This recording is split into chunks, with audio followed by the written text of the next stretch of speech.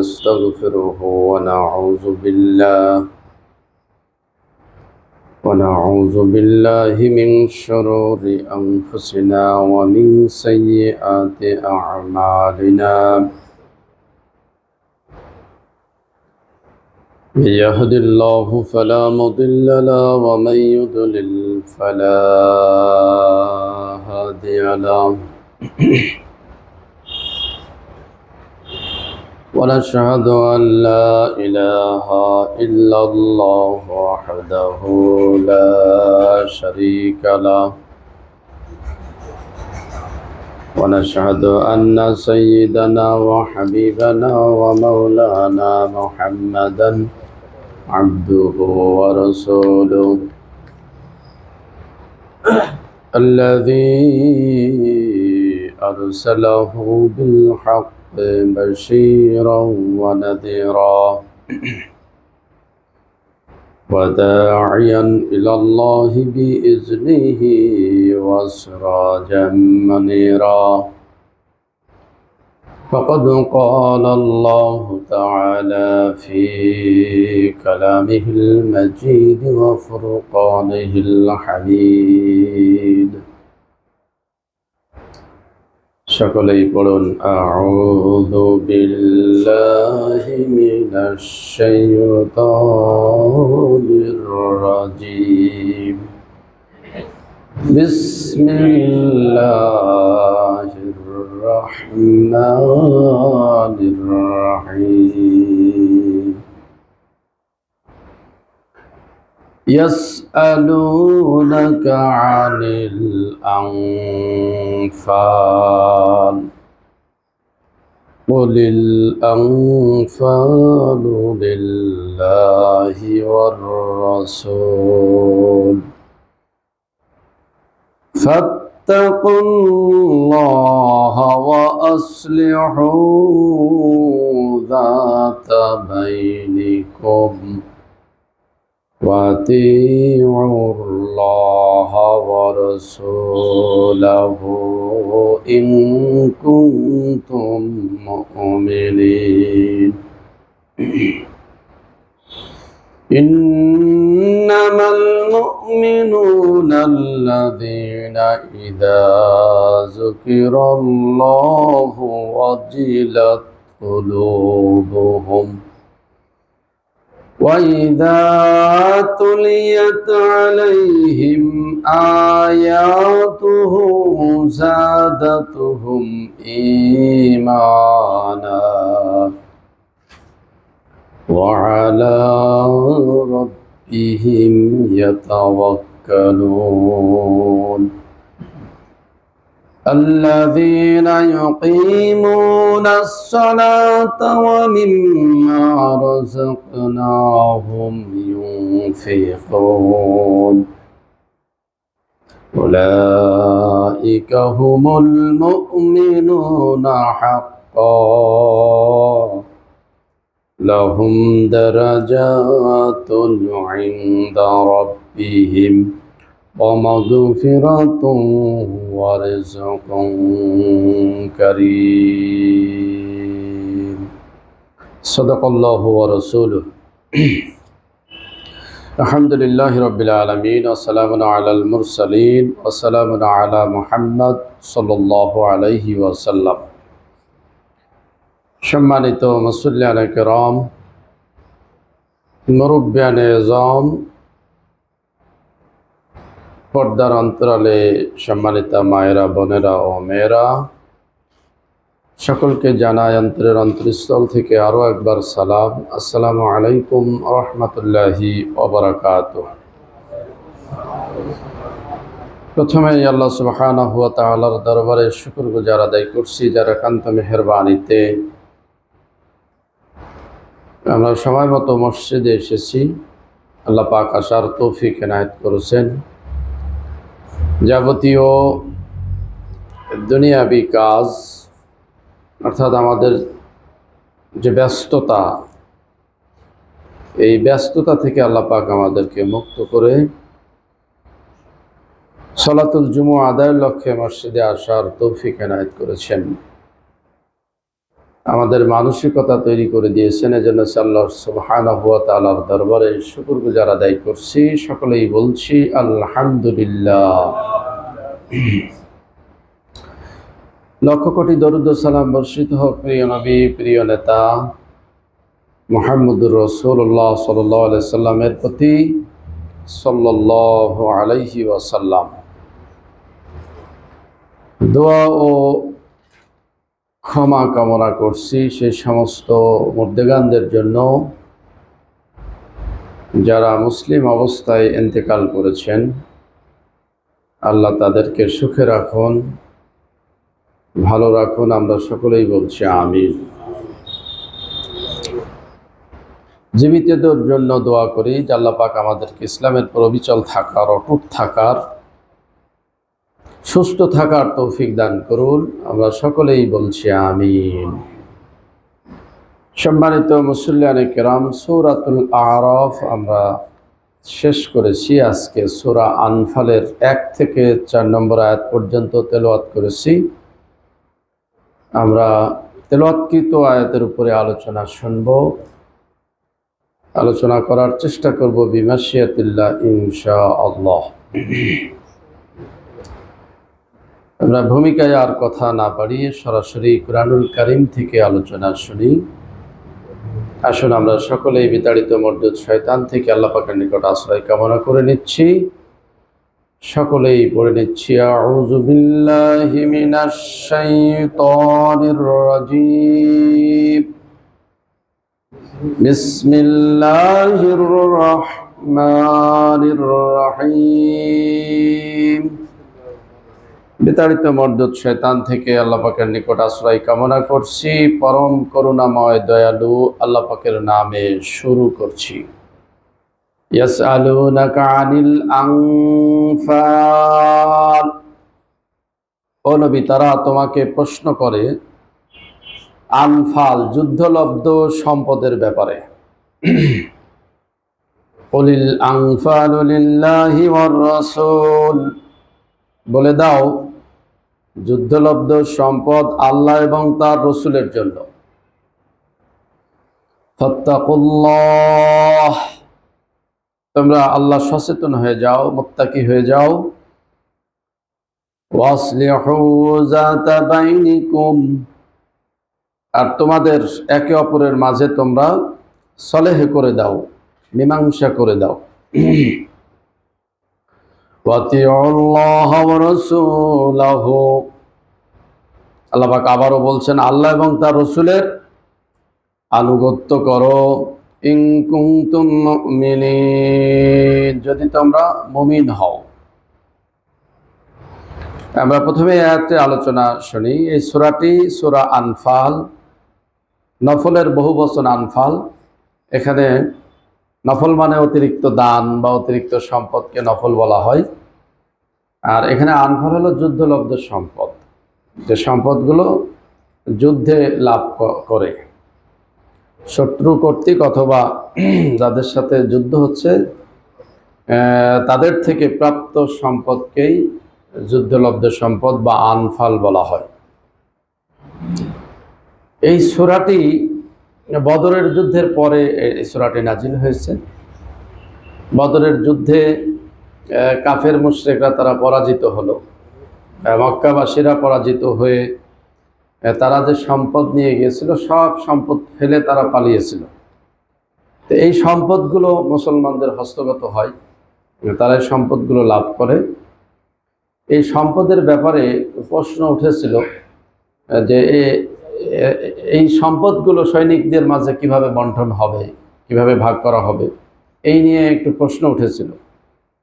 কারণ সেই সময় আরবের ট্রেডিশন ছিল যে যুদ্ধে যে সমস্ত সম্পদ তারা লাভ করত, যে যেমন নিতে পারত, যে যেমন সম্পদটা কুড়িয়ে নিতে পারত সেটা তার, অথবা সৈনিকদের মাঝে বন্টন করে দেওয়া হতো।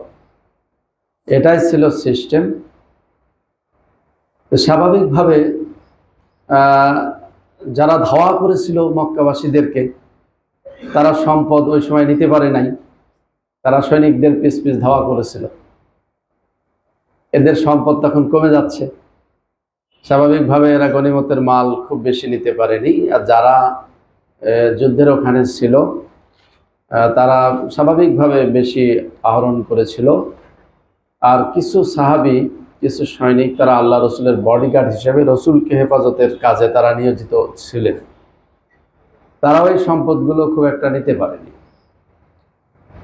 এখন প্রশ্ন হলো তাদের মাঝে যে আসলে এটা বন্টন হবে কিভাবে।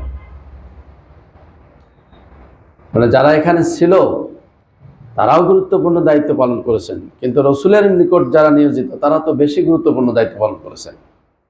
এরপরে মক্কাবাসীদেরকে যারা ধাওয়া করেছেন তারাও তো গুরুত্বের দিক দিয়ে তারাও অগ্রগণ্য, তাদের ভূমিকাও বেশি, কিন্তু সম্পদটা বন্টন হবে কিভাবে, এই নিয়ে তাদের ভিতরে একটু কথা চলছিল।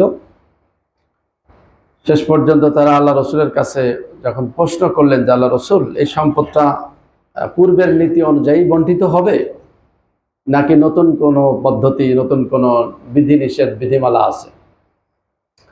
আল্লাহ রসুলের কাছে যখন তারা প্রশ্ন করলেন, আল্লাহ পাক আয়াত নাজিল করে জানিয়ে দিলেন যে ইয়াসালুনাকা আনিল আনফাল, এই যুদ্ধলব্ধ সম্পদ সম্পর্কে তারা তোমার নিকট প্রশ্ন করছে, জানতে চাচ্ছে। কুল, তুমি জানিয়ে দাও, আনফালু লিল্লাহি ওয়ার রাসূল, এই সম্পদটা আল্লাহ এবং তার রসুলের।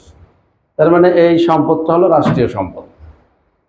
আল্লাহ এবং তার রসুলের মানে সম্পদটা রাষ্ট্রীয় সম্পদ। এটা রসুল এটা রাষ্ট্রীয় কাজে বন্টন করবেন, রাষ্ট্রীয় কাজে এই সম্পদগুলো ব্যয় হবে। তাহলে যুদ্ধলব্ধ সম্পদ হলো রাষ্ট্রের, এই সম্পদ কাদের? রাষ্ট্রের সম্পদ। এই আয়াতের শুরুতেই আল্লাহ পাক সেটি জানিয়ে দিলেন যে কোনো দেশের সাথে যদি মুসলিম রাষ্ট্রের যুদ্ধ হয়, ইসলামী রাষ্ট্রের যুদ্ধ যদি হয়, যুদ্ধে যদি কোনো সম্পদ তারা লাভ করে, সেই সম্পদটা মানে রাষ্ট্রের সম্পদ হিসেবে থাকবে, রাষ্ট্রীয় কাজে সেই সম্পদ ব্যয় হবে। এই জন্য এখানে আল্লাহ পাক জানিয়ে দিলেন যে আল্লাহ এবং তার রসুলের। যদিও গনিমতের ব্যাপারে আয়াত আছে, গনিমতটাকেও এই আয়াতের সাথে মিলিয়ে দেওয়া হচ্ছে, তো এটা ঠিক হবে না। কারণ এখানে স্পষ্টভাবে যুদ্ধলব্ধ সম্পদের দুটি খাত সেটি জানিয়ে দেওয়া হয়েছে, আল্লাহ এবং তার রসুলের, মানে এটা রাষ্ট্রের সম্পদ। আর গনিমত যেটা, সেটা 6টা খাতের কথা বলা হয়েছে, তাতে 2 রকম হয়ে যাচ্ছে। এখন ওই গনিমত নিয়ে ওটা হলো সহজলভ্য আয়, যেটা আমরা গবেষণায় বেরিয়ে এসেছে, সেটা নিয়ে আমরা পরবর্তীতে আলোচনা একসময় করব। যে আমরা যে আয়টা করি সহজলভ্য আয়, সহজে আয় করি, সেটা ব্যবসা বাণিজ্য হতে পারে, চাকরি বাকরি হতে পারে, কৃষি কাজ করে হতে পারে, সেই সম্পদের বিধান কি হবে আমরা আর একদিন আলোচনা করবো ইনশাল্লাহ। তবে যুদ্ধলব্ধ সম্পদ যেটা, সেটা রাষ্ট্রই চিন্তা করবে।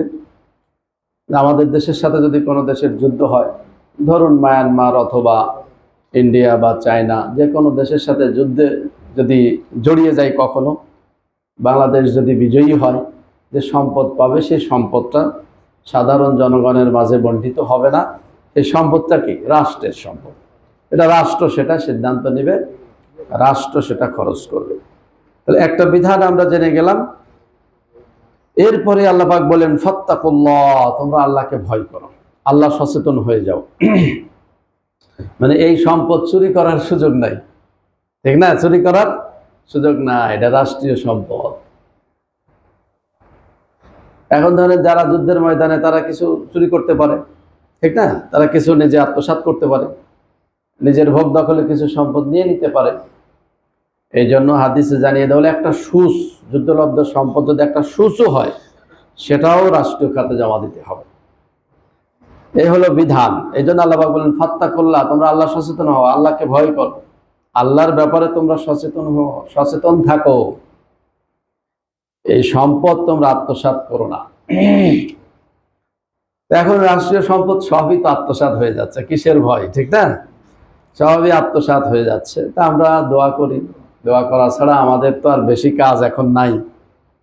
কারণ আমাদের দেশে প্রশাসন আছে, বুদ্ধিজীবীরা আছে, রাজনৈতিক দল আছে, তারা এই বিষয়গুলো সিদ্ধান্ত নেবে। আমরা জাস্ট পরামর্শ দিতে পারি, আমরা তাদেরকে পরামর্শ দিতে পারি। এছাড়া আমাদের আর খুব একটা কাজ এখন নাই। আর দোয়া করা, ঠিক না? পরামর্শ দেওয়া, দোয়া করা। এই কাজটা আমরা করতে পারি যে আল্লাহ তাদেরকে শুভবুদ্ধি দান করুন। রাষ্ট্রীয় সম্পদ এটা সকল জনগণের সম্পদ। এই রাষ্ট্রীয় সম্পদকে আত্মসাৎ করলে তাহলে এই 18 কোটি জনগণের সম্পদ আত্মসাৎ করা হয়। এই জন্য তাদের হিসাবটা কত কঠিন হবে, ঠিক না? এটা একটু ভাবা উচিত। যারা রাষ্ট্রীয় ব্যক্তিগত সম্পদ যারা আত্মসাৎ করে তার কাছে মাপ চেয়ে নিলে অথবা ব্যক্তিগতভাবে পরিশোধ করলেই কিন্তু সে মাপ পেয়ে যাবে। কিন্তু রাষ্ট্রীয় সম্পদ যদি কেউ আত্মসাৎ করে সেটা ক্ষমার জন্য অনেক কষ্ট, কাঠখড়ি পোয়াতে হবে, ঠিক না? রাষ্ট্রীয় কোষাগারে সেই সম্পদগুলো ব্যাগ দিতে হবে, জনগণের সম্পদ জনগণের হাতে তুলে দিতে হবে, এরপর আল্লাহর কাছে মাপ চাইতে হবে। এই জন্য যারা রাষ্ট্রীয় দায়িত্বে আছেন, আল্লাহ পাক যাদেরকে দায়িত্ব দিয়েছেন, মেধা দিয়েছেন তো আল্লাহ, সকলকেই সব সুযোগ সুবিধা দেওয়া হয়নি এবং সবাই সব সুযোগ সুবিধা পাবেও না। আল্লাহ পাক কুরআনুল কারীম এই জন্য বলেছেন, রাফা'না বা'দাহুম ফাওকা বা'দিন দারাজাত, আমি একজনের উপরে আর একজনকে সুযোগ সুবিধা দিয়েছি। সবাই কিন্তু একই মেধার না, ঠিক না? জন্মগতভাবেই মেধা কম বেশি আছে। কেউ বিজ্ঞানী হচ্ছে, কেউ একেবারে বাটপার হচ্ছে, নির্বোধ হচ্ছে, ঠিক না? এই জন্য আল্লাহ পাক মেধার কম বেশি দিয়েছেন, ক্ষমতারও কম বেশি, সুযোগ সুবিধা কম বেশি দিয়েছেন। আল্লাহ পাক বলছেন যে আমি যাকে যে সুযোগ সুবিধা দিয়েছি সে অনুযায়ী তাকে ধরবো, সে অনুযায়ী তাকে কি করব? বিচার করব। রাফা'না বা'দাহুম ফাওকা বা'দিন দারাজাত লিয়াবলুয়াকুম ফীমা আতাকুম, যাকে যা দেওয়া হয়েছে সে অনুযায়ী তার পরীক্ষা করা হবে, বিচার করা হবে। তাহলে যার সুযোগ সুবিধা বেশি পরীক্ষাটাও কি কঠিন, যার সুযোগ সুবিধা কম পরীক্ষাটাও কম হবে। এই জন্য যাদেরকে রাষ্ট্রীয় দায়িত্ব আল্লাহ পাক দিয়েছেন এটা একটা মহান আমানত বলা যায়, বিরাট বড় আমানত। এটা আপনার জন্য বিরাট বড় নিয়ামত। যারা দায়িত্ব পেয়েছেন তাদের জন্য এটা নিয়ামত না, বিরাট বড় নিয়ামত। জান্নাতে যাওয়ার রাস্তা আপনার সহজ, খুবই সহজ। রাষ্ট্রীয় দায়িত্ব যারা পালন করবে তাদের জান্নাতে যাওয়া খুব সহজ, যদি তারা সঠিকভাবে দায়িত্ব পালন করে। আর যদি দায়িত্ব পালন না করে জাহান্নামে যাওয়াও খুব সহজ। দুটাই আছে না নাই? এই জন্য আল্লাহ পাক যাদেরকে ক্ষমতা দিয়েছেন, যাদেরকে দায়িত্ব দিয়েছেন, এই বিষয়গুলো তাদের একটু চিন্তা করতে হবে, একটু ভাবতে হবে। এই জন্য আল্লাহ পাক বলছেন ফাত্তাকুল্লাহ, আল্লাহকে ভয় করো, ঠিক না? আল্লাহ সচেতন হয়ে যাও, তোমরা মুত্তাকি হয়ে যাও। তাহলে এই দিকে আমরা খেয়াল করব। ওয়া আসলিহু যাতা বাইনিকুম, আর তোমরা একে অপরের মাঝে সংশোধন করে দাও। তাহলে আমাদের মাঝে যদি কোনো ঝামেলা থাকে তাহলে সেটা কি করতে হবে? সংশোধন করে দিতে হবে। যদিও এটা সে আনফালের বিষয়, কিন্তু শুধু আনফালের ভিতরেই সীমাবদ্ধ নয়। এখানে ওয়া আসলিহু যাতা বাইনিকুম, একে অপরের মাঝে আল্লাহ পাক সংশোধন করে দিতেও বলেছেন। তা আমাদের মাঝে বিভিন্ন বিষয়েই সমস্যা তৈরি হয় না? বিভিন্ন বিষয়ে তৈরি হয়। সেটা অর্থ সংক্রান্ত বিষয়ে সমস্যা তৈরি হতে পারে, জায়গা জমি সংক্রান্ত বিষয় হতে পারে, অথবা বৈষয়িক কোনো বিষয়ে আমাদের ভিতরে দ্বন্দ্ব বা ঝামেলা হতেই পারে। আল্লাহ পাক বললেন যে কি করো, তাদের মাঝে তোমরা একটা ফায়সালা করে দাও, সংশোধন করে দাও। তাহলে এটাও আমাদের দায়িত্ব, ঠিক না? তাহলে সংশোধন করে দিতে হবে। অনেক সময় আমরা রাজনৈতিক কারণে হোক অথবা সামাজিক কারণে হোক বা কোনো বৈষয়িক স্বার্থের কারণে আমরা সমস্যা জিইয়ে রাখি, ঠিক না? সমস্যা আমরা বছরের পর বছর জিইয়ে রাখি যে ওকে সাইজ করতে হবে। সাইজ করার জন্য তো একটা কুলু লাগবে নাকি? এই জন্য সমস্যাগুলো জিইয়ে রাখে যে ওকে বিপদে ফেললো। এইগুলো আমরা দেখতে পাই অনেক সময় রাজনৈতিক দলের ভিতরে বেশি দেখা যায়। আসলে এগুলো ঠিক না, এগুলো কোরআন সুন্নাহ বিরোধী কাজ। এই জন্য আমাদের মাঝে কখনো সমস্যা হলে সে সংশোধন করে দিতে হবে। আল্লাহ আমাদের সকলকে তৌফিক দান করুন, আমরা সকলেই বলছি আমিন। এরপর আল্লাহ পাক বলেন আতিউল্লাহ ওয়া রাসূলাহু, আল্লাহ এবং তার রসুলের আনুগত্য করো। আল্লাহ এবং তার রসুলের কি করতে হবে?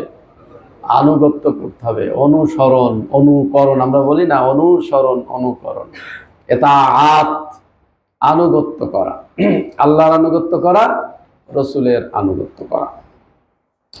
এখন আনুগত্য মানে দেখেন, আপনার যদি একজন ভক্ত থাকে তাহলে আপনার অনুসরণ বলতে কি বোঝায়? আপনি যা করবেন আপনার ভক্ত তাই করবে, ঠিক না? আপনি যেভাবে চলবেন সেভাবেই চলবে, আপনি যেভাবে ঘুমাবেন সেও সেভাবে ঘুমাবে, আপনি যেইভাবে খাওয়া দাওয়া করবেন সেও সেভাবেই খাওয়া দাওয়া করে। এর নাম কি? অনুসরণ, অনুকরণ, অনুকরণ করা, অনুসরণ এবং অনুকরণ। আল্লাহ পাক এখানে আতিউ ব্যবহার করেছে, তাআত করা, অনুসরণ এবং অনুকরণ করো আল্লাহ এবং তার রাসূলের। দেখেন, অনুসরণ অনুকরণ না করলে অনেক সমস্যা আছে, আর করলে কি লাভ সে কথা আল্লাহ পাক বলেছেন, আতিউল্লাহ ওয়ার রাসূলা লাআল্লাকুম তুরহামুন। আল্লাহ পাক বলেছেন তোমরা আল্লাহ এবং তার রাসূলের যদি অনুসরণ অনুকরণ করো, আল্লাহ এবং তার রাসূলের যদি আনুগত্য করো, লাআল্লাকুম তুরহামুন, অবশ্যই তোমাদেরকে রহম করা হবে, অবশ্যই অনুগ্রহ করা হবে। তাহলে এখানে লাআল্লাকুম মানে অবশ্যই, সম্ভবত না। আল্লাহ সম্ভবত বলেন না কোনো কাজ, আল্লাহর কাজে সম্ভবত নাই, আমাদের কাজে সম্ভবত আছে, কিন্তু আল্লাহ যেটা করেন সেটা কি? অবশ্যই, একবার দৃঢ়তার সাথে বলেন লাআল্লাকুম তুরহামুন, অবশ্যই তোমরা কি রহমত পাবে, আল্লাহর অনুগ্রহ পাবে, দয়া পাবে। আল্লাহর অনুগ্রহ এখন কিছুটা হলেও পেয়েছি তো, নাকি? কিছুটা হলেও পেয়েছি। গরমে তো জীবন শেষ হয়ে যাচ্ছিল, কিছুটা আল্লাহ দয়া করেছেন, করেন নাই? কিছুটা দয়া করেছেন, জনজীবনে একটু স্বস্তি এসেছে, একটু মোটামুটি বলা যায় যে শান্তি এসেছে। আল্লাহ পাক এইভাবে দয়া করতে চেয়েছেন, অনুগ্রহ করতে চেয়েছেন যে তোমরা আল্লাহ এবং তার রসুলের যদি মেনে চলো, অনুসরণ অনুকরণ করো, অর্থাৎ আল্লাহর বিধান এবং রসুল যেভাবে দেখিয়েছেন সেভাবে যদি তোমরা চলো, তাহলে দুনিয়াতে তোমাদের প্রতি রহম করা হবে, করুণা করা হবে, তোমরা আল্লাহ পাকের দয়া পাবে। এখন দয়ার ব্যাখ্যা আল্লাহ পাক অন্যত্র দিয়েছেন, যে দয়াটা কি পরিমাণ পাবে, কি পরিমাণ দয়া পাবে সে কথা আল্লাহ পাক বলেছেন, ওয়ালাউ আন্না হালাল কুরা আমানু ওয়াত্তাকাউ লাফাতাহনা আলাইহিম বারাকাতিম মিনাস সামাই ওয়াল আরদ। আল্লাহ পাক বলছেন, ওই জনপদের লোকেরা, ওই দেশের লোকেরা যদি ঈমান আনতো আর যদি আল্লাহকেই ভয় করত, তাহলে আসমান এবং জমিনের রহমতের সব দরজা উন্মুক্ত করে দিতাম। আল্লাহ পাক বলছেন আকাশ জমিনের সব রহমতের দরজা তাদের জন্য খুলে দিতাম। তাহলে দয়াটা হবে চতুর্দিক থেকে, নাকি? দয়া করা হবে চতুর্দিক থেকে, উপর দিক থেকেও দয়া, নিচের দিক থেকেও দয়া। উপরের দিক থেকে দয়া, বৃষ্টি দিবেন, পরিমিত আল্লাহ পাক সূর্যের আলো দিবেন, ঠিক না? এটাই তো দয়া, আল্লাহর পক্ষ থেকে দয়া। এবার লোহা নাজিলের কথা আল্লাহ পাক বলেছেন, লোহা তৈরি করতে যে পরিমাণ হিট লাগে এটা দুনিয়ার কোনো মেশিনে হবে না, কোনো হিটে হবে না, এর জন্য সূর্য লাগবে। ওই জন্য আল্লাহ লোহাও নাজিলের কথা বলেছেন। বিজ্ঞানীরা গবেষণা করে এখন বলছেন যে আসলে কেন আল্লাহ পাক বলেন যে লোহা আমি নাজিল করেছি। লোহা উপর থেকেই নাজিল হয়। লোহা তৈরি করতে যে পরিমাণ হিট লাগে সেটা সূর্যের জন্য সম্ভব, আমাদের জন্য কি ওই হিট তৈরি করা সম্ভব? তো প্রিয় বন্ধুগণ, আল্লাহ পাক বলেছেন আমি উপর দিক থেকে রহমত দিব, তোমাদের পর্যাপ্ত পরিমাণ বৃষ্টি হবে, সূর্যের আলো, পরিমিত সূর্যের আলো পাবে। এরপরে আরো যে সমস্ত রহমত, আসমানি রহমতের কথা আমরা বলি, সেগুলো আল্লাহ পাক দিবেন। আর জমিনি রহমত মানে সব নিয়ামতের দরজা আল্লাহ পাক উন্মুক্ত করে দিবেন, খড়ি দিবেন, তার ভিতরে প্রাকৃতিক সম্পদ যেগুলো আছে সেগুলো আল্লাহ পাক দিবেন। এখন তো আমরা সেগুলো আস্তে আস্তে পাচ্ছি না? কিয়ামতের আগে সবই পাবো, সেগুলো সবই উন্মুক্ত হবে। এখন বলবেন হুজুর কিয়ামতের আগে পেয়ে লাভ কি? এখনই দরকার আমাদের, ঠিক না? এখনই তো দরকার, এখনো তো আমরা পাচ্ছি না? গ্যাস, আপনারা যে গ্যাসে রান্না করছেন, আল্লাহর বিরাট নিয়ামত। তেল আল্লাহর নিয়ামত, সারা দুনিয়া চলছে তেলে।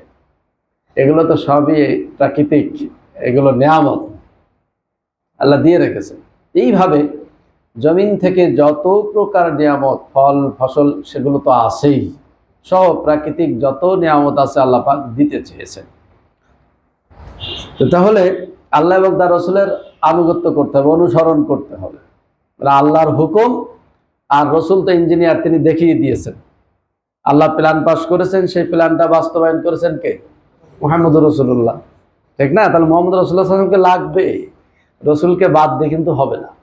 কেউ যদি বলে শুধু আল্লাহকেই মানি, রসুলকে মানি না, হবেই না। ইমান তো থাকবেই না, আপনি সফলও হবেন না, ঠিক না? এমনি দুনিয়ার জীবনেও সফল হবেন না। তাহলে রসুলকে লাগবেই যুগে যুগে। ওই জন্য আল্লাহ পাক কি প্ল্যান পাস, তিনি প্ল্যান দিয়েছেন, এবং প্ল্যানটা বাস্তবায়ন করার জন্য পাশাপাশি কি দিয়েছেন? নবী রাসূলগণকে আল্লাহ পাক পাঠিয়েছেন। নবী রাসূলগণ আল্লাহর মনোনীত। এখন এটা নিয়ে কিন্তু বিরাট একটা ঝামেলা হচ্ছে, আমাদের দেশে বিরাট আলোচনা হচ্ছে। এক শায়েখ বলে ফেলেছেন যে 40 বছরে নবুয়ত পেয়েছেন, আর এক শায়েখ কেস করে ফেলেছেন যে এটা কোরআন সুন্নাহ বিরোধী কথা, রসুলকে অপমান খাটো করা হয়েছে। এই নিয়ে এখন আমাদের দেশে বিরাট তুমুল ঝড় চলছে। তো এইগুলো আসলে ঠিক নয়। নবী রাসূলগণ প্রথম থেকেই নবী, নির্দিষ্ট একটা বয়সে তাদেরকে কি দেওয়া হয়? দায়িত্ব দেওয়া হয়। আচ্ছা বলুন, পৃথিবীর কোনো বাটপার তওবাতুল্লাহ করে নবী হয়েছে? বলেন আপনারা। আছে আদম থেকে শুরু করে মুহাম্মদ রাসূলুল্লাহ সাল্লাল্লাহু আলাইহি ওয়াসাল্লাম পর্যন্ত, যে তারা গুনাহ করেছেন, বদমাইশ ছিলেন, সমাজের সন্ত্রাস ছিলেন, তওবাতুল্লাহ করে ভালো মানুষের নবী হয়েছে, এমনটি হয়েছে? বলতে পারবে পৃথিবীর কেউ? তাহলে নিঃসন্দেহে নবী রাসূলগণ প্রথম থেকেই তারা কি? নবী। প্রথম থেকেই তারা ভালো মানুষ, আল্লাহ তাদেরকে হেফাজত করেছেন, যার কারণে আল্লাহ রসুলের, আমরা বলি না যে একটা কাপড় খুলে গিয়েছিল, কাপড় খুলে গেল আর রসুল অচেতন হয়ে পড়ে গেলেন ছোট্ট বয়সে। ওই যে কাবার, তখন তো বিবস্ত্র থাকতো, কাবা ঘর তোয়াফ করার সময় তারা কাপড় খুলে ফেলতো, অথবা কাবা ঘর সংস্কারের সময় তারা কাপড় টুপড় খুলে এগুলো করছে। এগুলো আসলে শব্দগুলোও খারাপ। এখন আল্লাহ রসুলকেও বলেছে তুমি খোলো মোহাম্মদ। আল্লাহ রসুল শুধু কাপড়ে একটু হাত দিয়েছেন, কাপড়ে হাত দিয়েছেন, তাহলে নবুয়ত পাননি, ছোট তো, হাত দিয়েছেন। এইটা দেওয়ার সাথে সাথে তিনি অচেতন হয়ে পড়ে গেছেন, বিবস্ত্র হননি, কারোর সামনে তাকে বিবস্ত্র হতে হয়নি। তাহলে আল্লাহ তাকে হেফাজত করেন নাই? সিনা চাকের কথা আপনারা বলেন, বা সিনা চাকের আলোচনা শোনেন, যে ছোট বয়সে তার বুক ফেড়ে ফেলা হলো। যে বুক ফাড়া হলো না আর কপাল ফাড়া হলো সেটা পরের কথা, ঠিক না? সিনা চাক তো হয়েছে। আল্লাহ তো বলেছেন নাশরাহ লাকা সাদরাক, আমি কি তোমার সদর উন্মুক্ত করি নাই? তাহলে তো সিনা চাক তো হয়েছে, এটা তো সত্য। তার রসুলকে নবুয়তের আগে সিনা চাক করা হয়েছে, ছোট বয়সে সিনা চাক, হালিমার বাসায় সিনা চাক করা হয়েছে। তিনি যদি নবী নাই হবেন তো কেন এই কাজগুলো আল্লাহ পাক করলেন? কিন্তু তিনি আগে থেকেই নবী, কিন্তু একটা নির্দিষ্ট বয়সে, 40 বছর বয়সে দায়িত্ব দেওয়া হয়েছে, নবুয়তের দায়িত্ব। এই জন্য আল্লাহ পাক বলছেন যে ও রসুল, যে মা তাদরিমাল কিতাব ওয়াল ঈমান, কিতাব কি ঈমান কি এটা তোমার জানা ছিল না, যার কারণে তুমি সমাজে অনেক শান্তি স্বস্তি নিয়ে আসার চেষ্টা করলে, কিন্তু হয়নি। মানব রচিত মতবাদ দিয়ে তো হয় না, যার কারণে আমি যে কিতাব দিলাম, এখন কিতাব অনুযায়ী কাজ করো। রসুল কিতাব অনুযায়ী কাজ করলেন মাত্র 23 বছর। 23 বছরে কি বিপ্লব ঘটেনি? সফলতা আসেনি? তেমন এই নিয়ে ঝগড়ার কিছু আছে? এই দুই শায়েখ বক্তব্য একটু সংযত করে বললেই হতো যে না, রসুল প্রথম থেকেই নবী, 40 বছর বয়সে তিনি দায়িত্ব পেয়েছেন, ওকে। কিন্তু একজন কেস করে দিয়েছে, অলরেডি মামলা করেছে, এক শায়েখের বিরুদ্ধে মামলা করে দিয়েছে। যিনি বললেন রসুল 40 বছরে নবুয়ত পেয়েছেন, তার আগে রসুল ছিলেন না, যার কারণে রসুলের মানহানি হয়েছে, মামলা করে দিয়েছে। আর ইনি এখন দলিল আদিল্লাহ দিয়ে প্রমাণ করছে 40 বছর বয়সেই তাকে নবুয়ত দেওয়া হয়েছে। আর যাই হোক, এই নিয়ে চলছে বিরাট ঝগড়া। তা আমরা সেই ঝগড়া সমাধান চাই। আল্লাহ হেফাজত করুন, সকলকে শুভবুদ্ধি দান করুন। আমরা যেটা মনে করি সেটা, নবী রাসূলগণ প্রথম থেকেই নবী, নির্দিষ্ট একটা বয়সে তাদেরকে কি দায়িত্ব দেওয়া হয়, এখন তুমি কাজ করো, ঠিক না? এখন তুমি কাজ করো। এখানে সে কথাই বলা হলো যে আল্লাহ এবং তার রসুলের আনুগত্য করতে হবে। রসুল, আল্লাহ এবং তার রসুলের কি করতে হবে? আনুগত্য। রহম পেতে হলে, বরকত পেতে হলে আনুগত্যের বিকল্প নাই। যদি আনুগত্য করা না হয় কি হবে? আল্লাহ পাক সে কথাও বলছেন যে কি করো, আতিউল্লাহ ওয়া আতিউর রাসূল ওয়ালা তুবতিলু আমালাকুম, তোমরা আল্লাহর আনুগত্য করো, রসুলের আনুগত্য করো, ওয়ালা তুবতিলু আমালাকুম, তোমাদের আমল বিনষ্ট করো না, নষ্ট করো না। তাহলে বোঝা যাচ্ছে যদি আল্লাহ এবং রসুলের আনুগত্য না করা হয়, আমলের গোষ্ঠী শেষ, আমল শেষ। ওয়ালা তুবতিলু আমালাকুম, আমল নষ্ট করো না। তাহলে কেউ যদি বলে আল্লাহকে মানে রসুলকে মানে না, তাহলে তার আমল শেষ। আবার কেউ যদি শুধু রসুলকে আল্লাহর আসনে বসাই দেয়, রসুলকে বড় করতে করতে একবারে আল্লাহর আসনে বসিয়ে দিল, আল্লাহ আইনদাতা রসুল আইনদাতা, আল্লাহ শরীয়ত প্রণেতা রসুল ও শরীয়ত প্রণেতা, তাহলে এক হয়ে গেল, ঠিক না? এক হয়ে গেল। আল্লাহ এবং রসুলের মাঝে পার্থক্য সৃষ্টি করে না। আল্লাহ বলা আছেন যে রসুল আর আল্লাহ এর ভিতরে পার্থক্য সৃষ্টি করে না, কারণ কেন আছে না নাই? তাহলে আল্লাহ আল্লাহ, তিনি খলেক, আর রসুল কি? মাখলুক।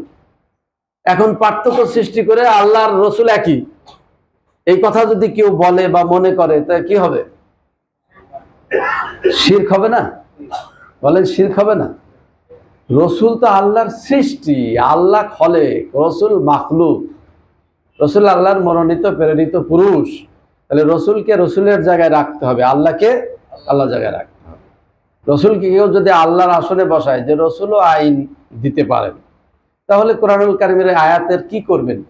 যে অলা ইউশরিক বিহুকমিহি আহাদা, যে আল্লাহ তার হুকুমের সাথে কাউকে শরীক স্থাপন করেন নাই। হুকুম দানের ক্ষেত্রে আল্লাহ পার্টনার তৈরি করেন নাই। আল্লাহর কোনো পার্টনার আছে? আল্লাহ সুবহান, তো পুত পবিত্র।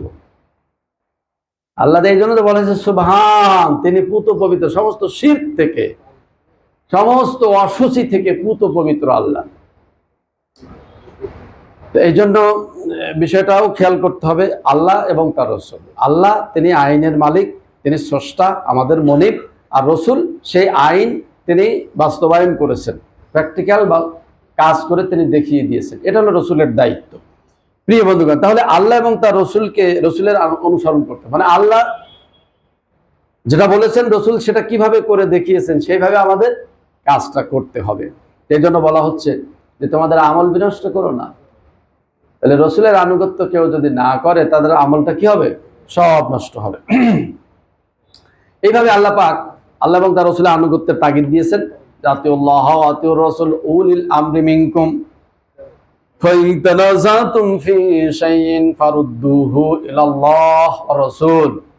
আল্লাহ পাক বলছেন তোমরা আল্লাহ এবং তার রসুলের আনুগত্য করো, আর তোমাদের নেতাদের আনুগত্য করো, নেতার আনুগত্য করো। ফাইন তানাযাতুম ফি শাইইন, কোন বিষয়ে, অর্থাৎ এই নেতৃবর্গের কোন বিষয়ে যদি মতদ্বন্দ্ব হয়, মতপার্থক্য হয়, ফারুদ্দুহু ইলাল্লাহি ওয়া রাসূল, আল্লাহ এবং তার রসুলের দিকে ফিরিয়ে দাও। তার মানে পৃথিবীতে একমাত্র অন্ধ অনুসরণ হবে আল্লাহ এবং তার অন্ধ অনুসরণ। এখানে কোনো প্রশ্ন চলবে না, কোন রকমের প্রশ্ন নাই, দ্বিধাদ্বন্দ্ব নাই। তাহলে আল্লাহ এবং তার রসুলের কথা অন্ধভাবে অনুসরণ করতে হবে, আর পৃথিবীর কোন মানুষের কথা অন্ধভাবে অনুসরণ করা। ওই জন্য আল্লাহ পাক বলেন দ্বন্দ্ব হলেই ফারুদ্দুহু ইলাল্লাহি ওয়া রাসূল। নেতৃবর্গের ভিতরে কথায় যদি দ্বন্দ্ব হয়, মতপার্থক্য হয়, আল্লাহ এবং তার রসুলের দিকে ফিরিয়ে দিতে হবে। এখন এই যে অন্ধ অনুসরণ আমাদের পৃথিবীতে আছে না নাই? অন্ধ অনুসরণ, শিরক, সব মুশরিক হয়ে যাচ্ছে। আমরা অন্ধ অনুসরণ করছি, কেউ পীরের অন্ধ অনুসরণ করছে, কেউ নেতার অন্ধ অনুসরণ করছে, কেউ দলের অন্ধ অনুসরণ করছে, কেউ বুজুর্গের অন্ধ অনুসরণ করছে। করছি কিনা বলেন? বলে কি, ও আমাদের জ্ঞান কম, তো এই জন্য আমরা অন্ধ অনুসরণ করি, ঠিক না? আমাদের জ্ঞান কম, ওদের জ্ঞান বেশি, অনেক জানতো, ওই জন্য অন্ধ অনুসরণ করি। আবার বলো অত লেখাপড়ার সময় তো আমাদের নাই, যার কারণে অল্প শিক্ষিত যারা, অর্ধশিক্ষিত, অল্প শিক্ষিত, তাদের অন্ধ অনুসরণ করা বিরাট উপকার, বেশি ঝামেলা নাই, ওরা যা করছে তাই করব। এ অনেক ফজিলত বর্ণনা করে অন্ধ অনুসরণে। অন্ধ অনুসরণ কারোর করা যাবে না, যাচাই করতে হবে। সে ইমাম সাহেব হুজুর হোক আর সে পীর সাহেব হোক, সে যদি কোনো একটা বক্তব্য দেয় কোরআন হাদিসের সাথে ঠিক থাকলে ওকে, কোনো সমস্যা নাই। যখনই মতদ্বন্দ্ব হবে তখন কি সেটা যাচাই বাছাই করতে হবে, করে অনুসরণ করতে হবে। তাহলে এই বিষয়গুলো অবশ্যই আমরা খেয়াল রাখবো। আল্লাহ এবং তার রসুলের অনুসরণ হবে অন্ধ অনুসরণ, এখানে কোনো প্রশ্ন চলবে না, এখানে কোনো ধরনের বাক বিতণ্ডা হবে না, এখানে কোনো ধরনের দ্বিধাদ্বন্দ্ব মনের ভিতরে থাকা চলবে না। দ্বিধাদ্বন্দ্ব যদি থাকে, আল্লাহ পাক বলেছেন সূরা নিসাতে বলে দিয়েছেন যে দ্বিধাদ্বন্দ্ব যদি থাকে, রসুলের বিচার যদি কেউ সন্তুষ্ট চিত্তে যদি গ্রহণ করতে না পারে, লা ইউমিনু, আল্লাহ পাক বললেন যে তাদের ইমানই আসেনি।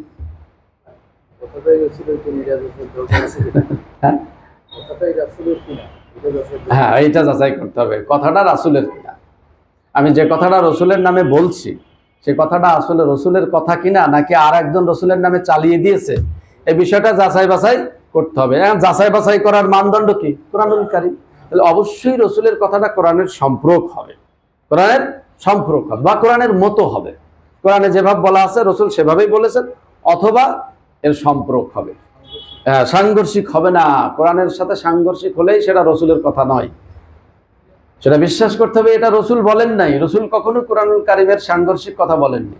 বললে তো রসুলকে একবার জবাইয়ের ঘোষণা আল্লাহ পাক দিয়েছেন যে কোরআনের বিপরীত কথা, আমার কথার উপরে কথা যদি মোহাম্মদ বলতো তাহলে কি হয়, শক্ত হাতে চেপে ধরতাম। আল্লাহ পাক বলছেন তার দক্ষিণ হস্ত চেপে ধরতাম, মানে আল্লাহর দক্ষিণ হস্ত মানে ক্ষমতা, এখানে আমার শক্তি প্রয়োগ করতাম এবং তাকে কি করতাম, কণ্ঠনালী কেটে দিতাম। কত বড় শক্ত কথা। তাহলে রসুল কখনো বলতে পারেন? আল্লাহ সার্টিফিকেট দিয়েছেন, আমা ইয়ান্তিকু আনিল হাওয়া ইন হুয়া ইল্লা ওয়াহয়ু ইউহা। রসুল কোনো আবেগ তাড়িত হয়ে কোনো কথা বলেন না, তিনি যা বলেন ওহির ভিত্তিতে বলেন। তাহলে রসুল ওহি ছাড়া দিনের ক্ষেত্রে আর কিছু বলেন নাই, ঠিক আছে না? নাই। তাহলে অবশ্যই আমাদেরকে খেয়াল করতে হবে, আল্লাহ এবং তার রসুলের আনুগত্য করতে হবে। তাহলে চারটি বিষয় আমরা এখানে পেয়ে গেলাম। এক নম্বর হলো ফাত্তাকুল্লাহ, আল্লাহকে ভয় করতে হবে। ওয়াসলিহু বাইনা জাতা বাইনিকুম, আর আমাদের মাঝে কোনো দ্বিধাদ্বন্দ্ব বা সমস্যা হলে সেটা সংশোধন করে দিতে হবে। আর 3 নম্বর হলো আতিউল্লাহ, আল্লাহর আনুগত্য করতে হবে। 4 নম্বর ওয়া রাসূলুহু, এবং তার রসুলের আনুগত্য করতে হবে।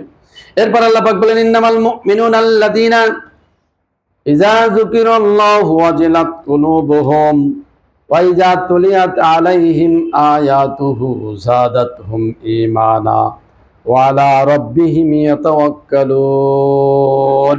আল্লাহ পাক বললেন নিশ্চয় মুমিন তো তারাই। হ্যাঁ, এখন বুঝে নিতে হবে মুমিন কারা, আল্লাহ পাক বলে দিয়েছেন।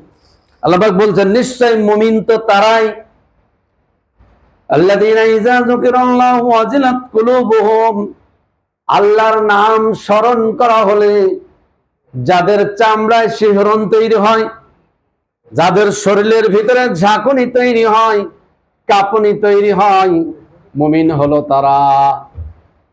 আল্লাহর কথা শুনে কোনো অনুভূতি নাই, কথা শুনে মনের ভিতরে কোনো দাগ কাটে না, শরীরের ভিতরে ঝাঁকুনি তৈরি হয় না, বুঝতে হবে ঈমান নাই। ঈমান কি? আসেনি, ঈমান গ্রহণ করা হয়। তাহলে আপনি টেস্ট করতে পারবেন, আপনি নিজেই নিজেকে টেস্ট করতে পারবেন যে আল্লাহর কথা শুনলে আপনার মনের ভিতরে ভক্তি, শ্রদ্ধা, ভালোবাসা এবং ভয়, শরীরের ভিতরে শিহরণ জাগ্রত হচ্ছে কিনা আপনি নিজেই টেস্ট করতে পারবেন। আচ্ছা, ভক্তি ভালোবাসা আছে বলেই তো এসছেন নাকি? একেবারে নৈরাশ হয়েন না। ভক্তি ভালোবাসা আছে বলেই তো জুমার সালাত আদায় করতে এসছেন।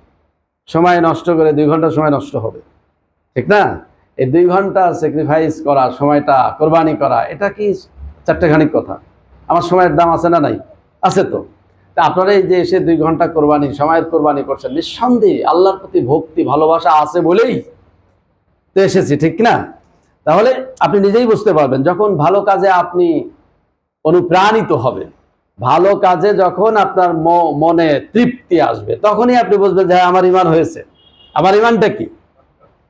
ওই যে এক সাহাবী আল্লাহ রসুলের কাছে এসে বলেন, আল্লাহ রসুল, আমি গুনাহ বুঝবো কেমনে? আল্লাহ রসুল বললেন, যখন তোমার মনে কোনো কাজ করলে দাগ কাটবে, মনে খুঁতখুঁতে ভাব তৈরি হবে, অস্বস্তি তৈরি হবে, তখন তুমি বুঝবে এটা গুনার কাজ। তাহলে এমন কাজ, যে কাজ করলে মনের ভিতরে খুঁতখুঁতে ভাব সৃষ্টি হয়, অস্বস্তি সৃষ্টি হয়, মনে দাগ কাটে, আহারে এই কাজটা ঠিক হলো না, এই কাজটা ভালো না, এই ধরনের মানসিকতা যদি হয় তাহলে বুঝতে হবে এটা কি কাজ? খারাপ কাজ। আবার সাহাবী প্রশ্ন করেন, ইয়া রাসূলুল্লাহ, আমি ভালো কাজ বা সওয়াবের কাজ বুঝবো কেমনে? আল্লাহ রসুল বললেন যে যখন তুমি কোনো কাজ করলে মনের ভিতরে প্রশান্তি আসে, তৃপ্তি আসে, আসে না? ভালো কাজ করলে তৃপ্তি আসে না? সারা রাত দাঁড়িয়ে আপনি যদি নফল ইবাদত বন্দি করেন, সকালবেলা আপনার মনে এমনি তৃপ্তি আসবে যে একটু ভালো কাজ করেছি। সারা রাত জেগে জেগে ভালো কাজ করেছি, তৃপ্তি আসবে কিনা? জনগণের সেবা করলেন, অথবা ঈদের আগে একশো গরিব মানুষকে আপনি খাবার দিতে পারলেন, এরপরে মনের ভিতরে একটা বিরাট তৃপ্তি আসে না, প্রশান্তি আসে না? এই যে ভালো কাজ করলে মনের ভিতরে প্রশান্তি আসবে। যখন আপনি দেখবেন যে আমার মনে ভালো কাজের প্রতি আগ্রহ তৈরি হয়েছে এবং ভালো কাজ করলে মনে শান্তি স্বস্তি আসছে, ঈমান হয়েছে, কি হয়েছে? ঈমান তৈরি হয়েছে। সেই কথাটাই বলা হলো যে ইন্নামাল মুমিনুনা আল্লাযীনা ইযা যুকিরাল্লাহু ওয়াজিলাত কুলুবুহুম। যখন আল্লাহর নাম স্মরণ করা হয়, আল্লাহর নাম স্মরণ করলে যাদের মনের ভিতরে একটু ভীতি তৈরি হয়, ভক্তি তৈরি হয়, ভালোবাসা তৈরি হয় এবং চামড়ার ভিতরে শিহরণ জাগ্রত হয়, শরীরের ভিতরে ঝাঁকুনি কাঁপুনি তৈরি হয়, মনে করতে হবে কি ঈমান এসেছে। এর সম্পূরক আয়াত আল্লাহ পাক একটু বলেছেন, যেমন 22-35 আমি আর একটু যাই, 22 নম্বর সূরার 35 আল্লাহ পাক এখানে বলছেন,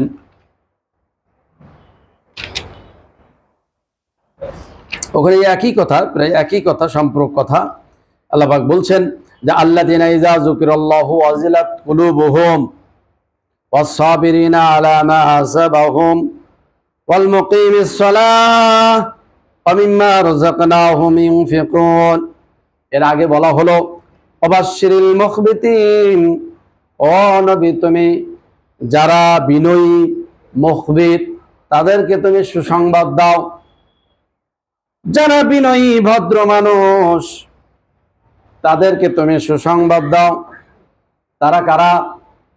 এরপরে ব্যাখ্যা দেওয়া হচ্ছে আল্লাযীনা ইযা যুকিরাল্লাহু ওয়াজিলাত কুলুবুহুম, আল্লাহর নাম স্মরণ করা হলে যাদের অন্তরে মনে ভীতি তৈরি হয়, মনের ভিতরে যাদের কম্পন তৈরি হয়, ওয়াস-সাবিরিনা আলা মা আসাবাহুম, আর বিপদে মুসিবতে যারা ধৈর্য ধারণ করে, সবর ইখতিয়ার করে, ওয়া মুকিমিস সালাহ, আর যারা সালাত কায়েম করে, ওয়া মিম্মা রাযাকনাহুম ইউনফিকুন, আল্লাহ পাক বলছেন আমি যে রিজিক তাদেরকে দিয়েছি, যে সম্পদ দিয়েছি তা থেকে তারা খরচ করে। ও রাসূল তুমি তাদেরকে কি করো? সুসংবাদ দাও। হ্যাঁ, তাদেরকে সুসংবাদ দিতে বলা হচ্ছে। তাহলে ভাই একটু মেহরবানি করে একটু আপনারা একটু চেপে চেপে বসে পিছনের ভাইদেরকে একটু বসার সুযোগ করে দিন। একটু যার পাশে জায়গা আছে একটু চেপে বসে পিছনের ভাইদেরকে বসার সুযোগ করে দিন।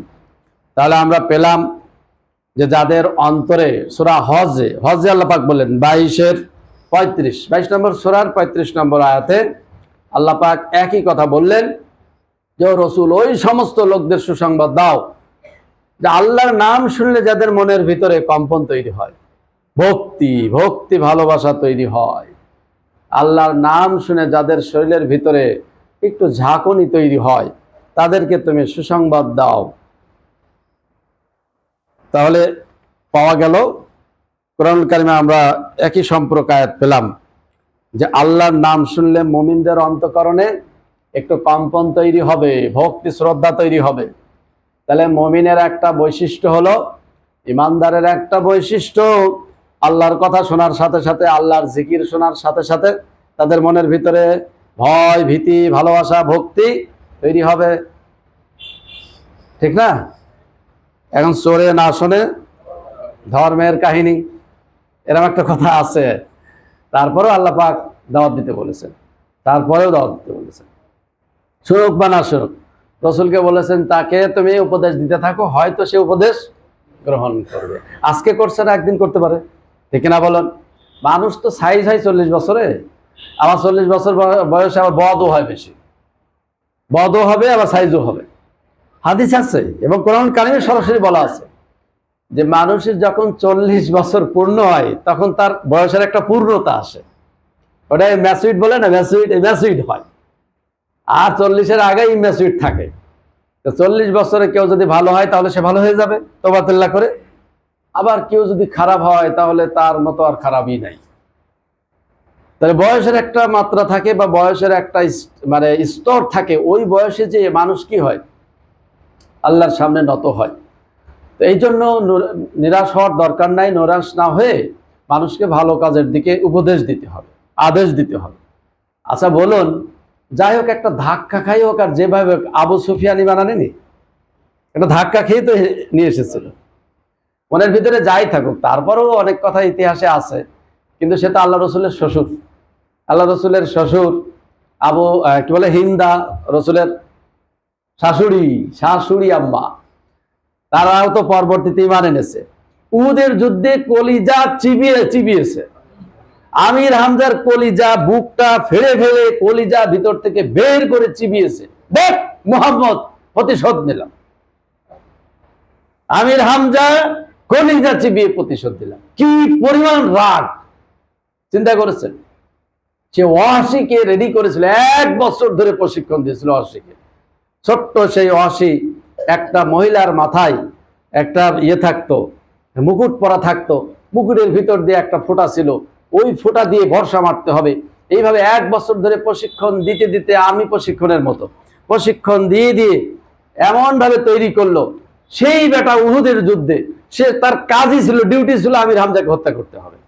সে দূর থেকে ফলো করে করে করে এমন ভাবে আঘাত করলো যে বর্ষাটা বুক চিরে একবারে এপড় ওপড় হয়ে গেল। আমির হামজা রাদিয়াল্লাহু তাআলা আনহু শহীদ হয়ে গেলেন। তাও তার রাগ মিটে নাই। সে কি করেছে, ধরে মুখটা ফেড়ে ফেলে কলিজাটা টেনে ছিঁড়ে ফেলে এরপরে সে মুখে চিবিয়েছে আর বলেছে, মুহাম্মদ এই দেখো তোমার সেই প্রতিশোধ নেবে। আচ্ছা বলুন, সেই হিন্দাও তো পরবর্তীতে ইসলাম কবুল করেছে, করেনি? রসুলের শ্বশুর আবু সুফিয়ান ওই যুদ্ধের নেতৃত্ব দিচ্ছিল। উহুদের যুদ্ধের নেতৃত্ব আবু সুফিয়ানই দিয়েছে। প্রিয় বন্ধুগণ, এই জন্য নিরাশ হওয়ার দরকার নাই। ইসলামের কথা বলতে হবে, মানুষকে দাওয়াত দিতে হবে। হয়তো একদিন কোনো একটা কারণে ধাক্কা খেয়ে হোক, অনুশোচনা করে হোক, সে আবার ফিরে আসতে পারে। ওই জন্য আল্লাহ পাক বলছেন, লা তাকনাতু মির রাহমাতিল্লাহ, আল্লাহর রহমত থেকে তোমরা কি হো না, নিরাশ হো না। এই জন্য বয়সের অনেক এক একটা স্টেজে মানুষের মন মাইন্ড চেঞ্জ হয়। তো সম্মানিত উপস্থিতি, তাহলে আল্লাহ পাক এখানে জানিয়ে দিলেন যে মুমিন তো তারাই, আল্লাহর নাম শুনলে যাদের অন্তরে কি হয়, ভক্তি, ভালোবাসা, ভীতি তৈরি হয়, তারা হলো মুমিন। এরপর আল্লাহ পাক কি বললেন? তাহলে মুমিনের 1 নম্বর কোয়ালিটি আমরা পেলাম। 2 নম্বর হলো আইযা তুলিয়াত আলাইহিম আয়াতুহু যাদাতহুম ঈমানা। মুমিন টেস্ট করার 2 নম্বর ব্যারোমিটার বা থার্মোমিটার যাই বলেন না কেন, মুমিন টেস্ট করার 2 নম্বর মিটার হলো যখন তাদের সামনে কোরআনের আলোচনা করা হয় তখন তাদের ঈমানটা বাড়তে থাকে। সুবহানাল্লাহ। কোরআন শুনে যদি রাগ হয়, কোরআনুল কারীম শুনে যদি চোখ বড় বড় করে, বুঝতে হবে ঈমানের লেশ মাত্র নাই। এই ধরনের মানুষ আছে না নাই? আল্লাহ পাক রসুলকে বলছে, রসুল তারা চোখ দিয়ে তোমাকে আছাড় মারতে চায় এবং তারা কি করে, কোরআন শুনে তেড়ে আসে, কোরআনের কথা শুনলেই বিরোধিতা, গায়ে তাদের জ্বালা ধরে যায়। এই ধরনের মানুষও তো আছে না নাই? আবার কোরআন শোনার জন্য পাগল, আরে পাগল মানুষ, কোরআন শুনে তারা অঝোর নয়নে কাঁদে, এই ধরনের মানুষও আছে না নাই? 2 ধরনের মানুষই আছে। তাহলে ইমানদার টেস্ট করার বা ইমানের খাতায় নাম ওঠার 2য় নম্বর যে গুণাবলী, সেটি হলো যখন কোরআন তাদের সামনে তেলাওয়াত করা হয় তখন তাদের ইমানটা কি হবে, বেড়ে যাবে, আস্তে আস্তে ইমানটা বাড়তে থাকে। তার মানে কোরআনের প্রতি ভক্তি, বিশ্বাস, আল্লাহর কথার প্রতি, রসুলের কথার প্রতি ভক্তি, বিশ্বাস সৃষ্টি হবে। আর ইমানটা কি হবে, ইমানটা কখন বাড়ে, তার মানে এটা যখন সে মেনে নিবে, কোরআনুল কারীমের কথাগুলো যখন সে মেনে নিবে তখনই তো তার ইমান বাড়বে। এই জন্য কোরআন শুনলেই দেখবেন ইমানদারদের ইমান শুধু বাড়েই, কমে না। আর ফেরেশতাদের ইমান, তাদের ইমানও বাড়তে থাকে। আর নবী রাসূলদের ইমানের কথা বলা হয়েছে, যদিও বলা হয়েছে এটা কোরআনুল কারীমে এই ধরনের কথা নাই, যে নবী রাসূলদের ইমানটা ছিল একেবারে নিউট্রাল, সমান সমান থাকতো। যেহেতু আল্লাহ পাক তাদেরকে ওইভাবে তৈরি করেছিলেন এবং আল্লাহ নিদর্শন দেখিয়েছিলেন, আল্লাহর বিশ্বজগৎ পরিচালনা পদ্ধতি তাদেরকে দেখানো হয়েছিল। বিষয়গুলো নবী রাসূলগণ সব জানতেন। আল্লাহর কওলি হাদিস এবং ফেইলি হাদিস দুইটাই তারা জানতেন। আল্লাহর কর্মনীতি, কাজ এবং আল্লাহর কথা দুইটাই নবী রাসূলগণ জানতেন। এই জন্য তাদের বিষয়টা এমন ছিল যে নতুন করে ঈমান বাড়ার আর কিছু ছিল না, নতুন করে ঈমান বাড়ার কিছু ছিল না। যার কারণে বলা হয়েছে যে নবী রাসূলদের সামনে জাহান্নাম, সরাসরি জাহান্নাম নিয়ে আসলেও তাদের ঈমানের যা অবস্থা, না দেখলেও সে একই অবস্থা। এটা কোরআনুল কারিমে বলা নাই, এটা হাদিসে আছে। প্রিয় বন্ধুগণ, তাহলে আর ঈমানদারদের অবস্থা কি হয়? তাদের ঈমান শুধু বাড়তেই থাকে। যখনই তারা ইসলামের কথা শোনে, কোরআনের কথা শোনে, তাদের ঈমানটা কি হবে? ধীরে ধীরে বেড়ে যাবে। প্রিয় বন্ধুগণ, আল্লাহ পাক সূরা 9 নম্বর সূরার 124 নম্বর আয়াতে আমরা একটু দেখি ওখানে কি বলেছেন। 124 নম্বর আয়াতে আমরা গেলে পাবো যে ঈমানদারদের ঈমানটা কিভাবে বৃদ্ধি পায়, আল্লাহ পাক এখানে বলে দিয়েছেন।